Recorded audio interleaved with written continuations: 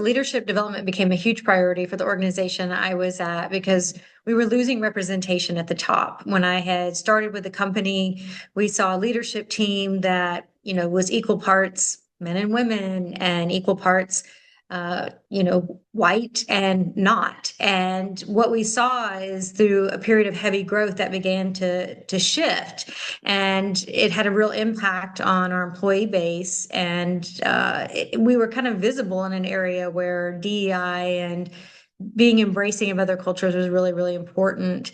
And so for me, it was kind of a no-brainer that we needed some help in this space. Sam, it was just some of it's like the force of her personality. She comes in and she's really confident, and you immediately want to trust her. And it's just easy to have like a real comfort and rapport, and you feel safe enough to say, here are the real problems, which is everything. Because if you don't have that, and the person trying to help you doesn't know what the real problems are, they're not going to fix anything.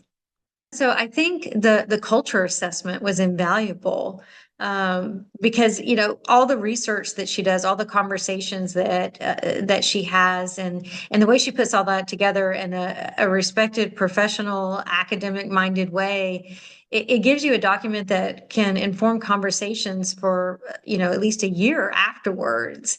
And so for me, I think that was really, really invaluable in terms of not just coming up with like policies based on like the actual needs of our employees, but even budgeting conversations and being able to advocate why things were important beyond just I think it is, or I've gotten feedback for a few individuals that really kind of bolstered up ideas and propositions. I think it seeped in everywhere. And so you just saw a change in language, a change in the way people addressed each other, a real recognition that was coming up out of leadership in terms of how we need to show up, who we need to show up for, how we can become more accessible.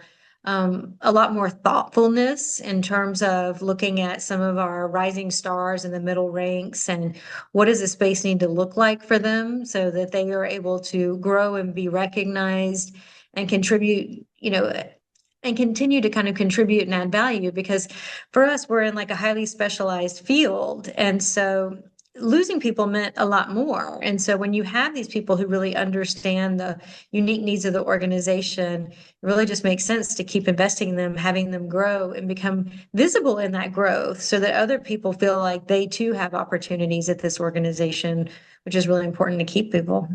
It was awesome. It was like meeting with a buddy. It was just really, really easy. I've worked with so many different consultants over the years, and some of them can be very formal, some of them can be overly welded to like certain processes they have, some of them can actually be kind of rigid.